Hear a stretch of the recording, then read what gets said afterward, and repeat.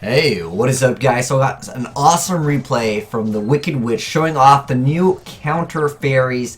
This is just counter fairies, no like perform mage, perform power counter fairies. This is a really simple play right here where he just went ahead and Solemn noticed and then he just went like, oh, I just got Kirsty out, and that was game. That literally can be game against a lot of different decks where you just literally got out of Kirsty basically on your opponent's turn and also basically but first like few turns as the duel started. But anyways, let's go ahead and jump into another quick little replay, and it's just gonna show you guys a little bit of an example. I don't know if this guy's playing counter fairies too, because a long time ago, guys, people didn't have that many good counter traps. Like Solemn was it, and then Solemn got hit, and then everyone's like, well, rip counter fairies, man.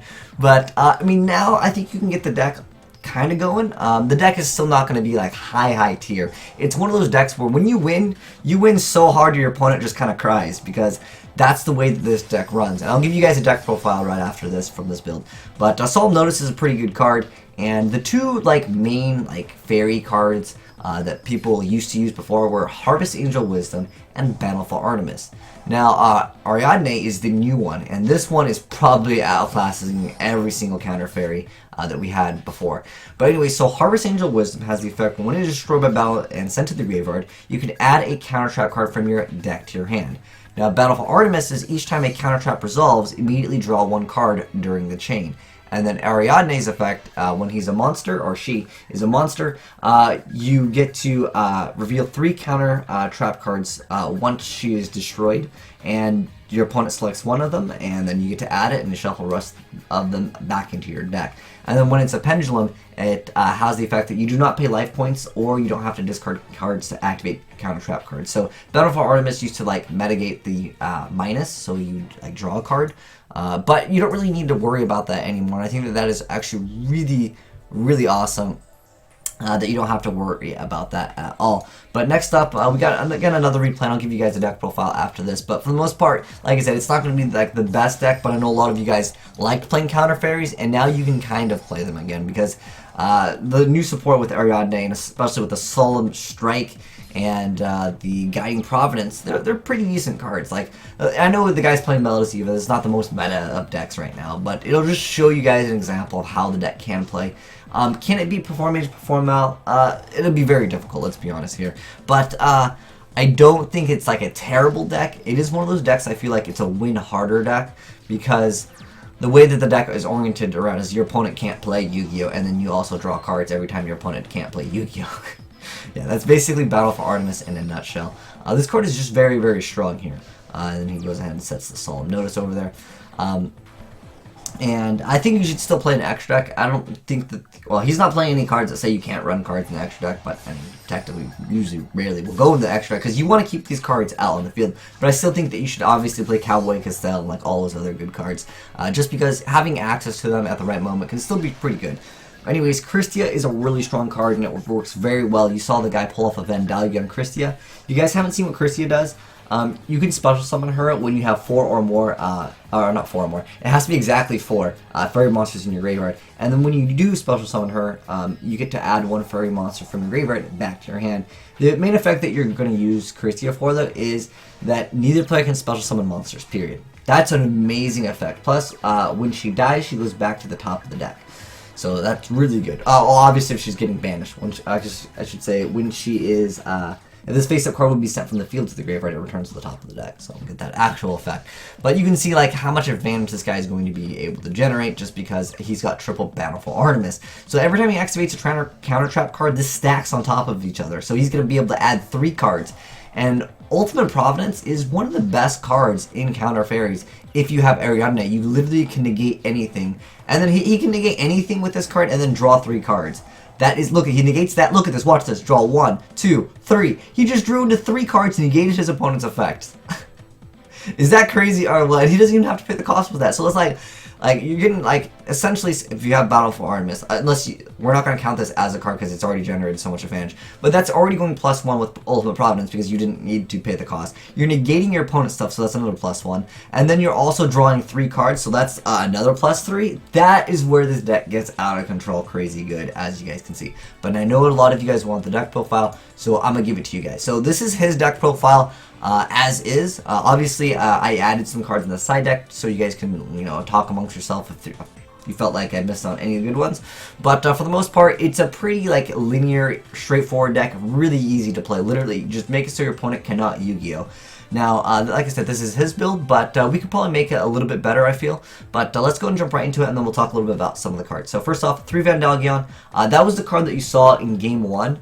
Like, that was, like, the one where he just absolutely destroyed him. Like we literally watched the duel. It's, like, 5 seconds long. Like, he literally just went negate, summon Vandalgion, get out Christie, and the guy was like, okay, scoop, man. Like, and I don't blame him because at that point, you've pretty much lost the game. He might have been able to set the Icarus attack and then set another card the next turn, but pretty much against counter fairies, he's just going to negate everything anyway. So, Vandalgion, bam, I'm going to go ahead and summon that Christia, and the guy quit. Because Vandalgion has a pretty good effect. So, after a counter trap card you control, it negates the activation of opponent's card or card effects, you get a special on this card. Then you get to apply an effect based on what you gain. So if you negate a spell, you get to inflict 1500 burn damage. If it's a trap, you get to select and destroy one card your opponent controls. If you negate an effect monster, you just select one monster in graveyard and special summon it. And that includes Christia. That is awesome. But next up, let's just go ahead and jump right into the deck profile. So Vandalgion, he's pretty good. You guys just saw it, literally just won in the game turn 1. Then we have Splendid Venus, so it makes it so all fairies, monsters, all non-fairy monsters lose 500 attack and defense, and then the activation of effects of spell trap cards you control cannot be negated. So your opponent can't negate your stuff, you're negating everything. Welcome to not playing Yu-Gi-Oh! Then we got double Christia, we got 1 Thunder King, 3 Harvest Angel of Wisdom, 3 Rad Knight the Absolver, 3 copies of Battle for Artemis, 2 Honest, 1 Raigeki, 3 Trade-In, 3 Upstart Goblin, 1 Gold Sarcophagus, 3 Pot of Dualities. You don't really special summon too often, and if it is, you might be special summoned during your opponent's turn anyways. And then you played 2 Rippling Mirror Forest, 3 Ultimate Providence, 3 Solemn Notice, 1 Divine Wrath, and 1 Solemn Warning. So this card is actually pretty good. It's up to you guys on how many copies you want to play. A certain amount of these cards, but it'll give you guys a basic core to get started with, so you guys can get a better understanding of like which cards work in what situations. Very, very awesome to actually use Trade-In the deck because Christie is the target, and you need to get Christie in the graveyard somehow so you can activate Vandalgion's effect. And you try to add some consistency. I almost think you should maybe go for like a chicken race pseudo space for consistency, just because the counter fairy deck relies off of their turn 1 play. If they do not open up good turn 1, you will lose. And that's why I'm thinking chicken race pseudo space might have been a better idea, because you need to draw into your counter trap cards and you need to have the Battle for Artemis ASAP, because if you do not have this card, every time you do something you're going to go minus, especially if you're running like Ultimate Providence. It can become real problematic. So I highly recommend you guys to keep the deck as consistent as possible. Like I said, I think chicken race pseudo space would be another route that you can go. If you guys feel like there's other cards we can add, hey, definitely let them know in the comment section below. Like I said, this is not a deck where I feel like it's very difficult to play. Pretty much just keep on negating things. As long as you have Battle for Artemis, just whatever they do, don't even need to read it, just negate it. And then you'll draw a card, then you stop what they do, and then on top of that, you can obviously get a lot of free advantage. You want to keep this card alive. This is the most important card in the deck. At one point, people were playing negate attack. It's not really good, essentially, but the thing is, like, if you're keeping Battle for Artemis alive, that negate attack that you use will essentially give you another card anyway. So it's just keeping the Battle for Artemis alive for another turn, so to speak. But as far as other great cards that are counter trap cards, there's not that many in the game that are like super good. So he's basically like, we're of course going to have the Solemn Warning, we're going to have Solemn Notice, like hands down, those are going to be in there. Ultimate Providence is, to an extent, pretty strong as well. You just have to have Ariadne. So, like, obviously before these two didn't exist, they're like the new cards that make this deck. I almost feel like you can drop Rippling Mirror Force, maybe for some Maxis or something like that, just so if your opponent goes first, because this deck, like I said, it needs to go first, basically. Because if your opponent already establishes things, without the Solemn Notice, or maybe if you have Ultimate Providence, maybe you can make use of that. You can lose, like I said, relatively quick. But Maxi can just help out if your opponent explodes turn 1.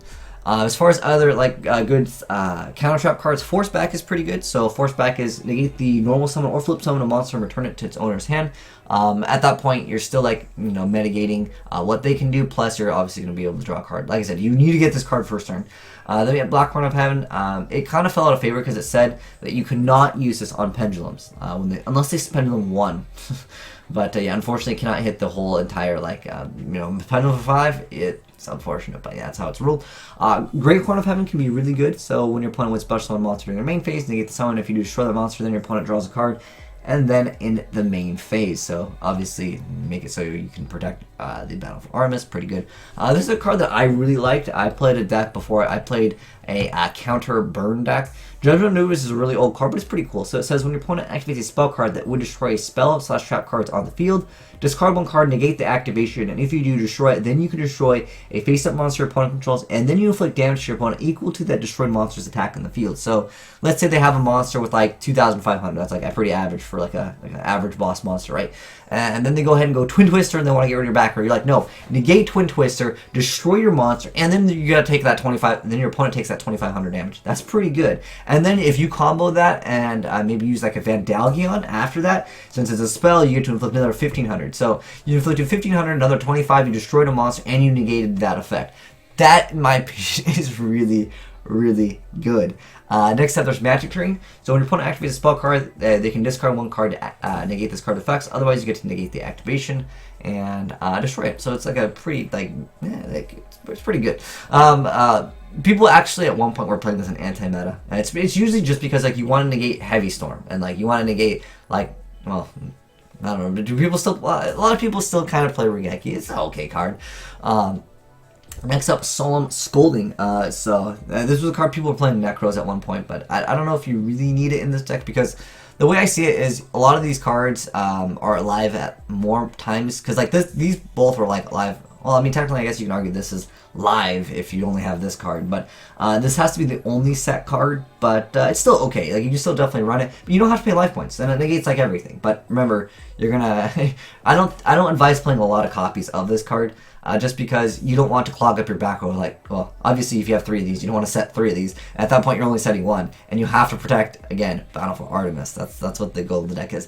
And I felt like Smashing Horn was an okay card. It's much better than the other cards that are in the counter trap category, but for the most part, these are the ones that you probably want to play. Definitely recommend 3 and 3 of these. Definitely Solemn Warning. Try out some of these other ones if you want to. Like I said, try and Chicken Race Pseudo Space. If you felt like I missed out on any other great cards, let me know in the comment section below. But have some fun playing Counter Fairies, guys, because I know it was a deck that a lot of people liked, but it was never really like a high tier deck. I know it's topped a few regionals before, but I still don't think, you know, we'll just say for the sake of this video that it's not like I'm going to be a tier 1 deck. It probably won't be a tier 1 deck unless we get way more support, because pretty much this is all we got as far as the monster lineup goes. These obviously can be used in other decks. I've seen Burning Abyss use this card, but for the most part we only got 1 monster. If we could just like, you know, like maybe like a reinforcement of the Search Battle for Artemis, that, like I said, it all revolves around getting this guy out turn 1. But anyways, thanks for watching, guys. Been your boy Will Smith, signing out.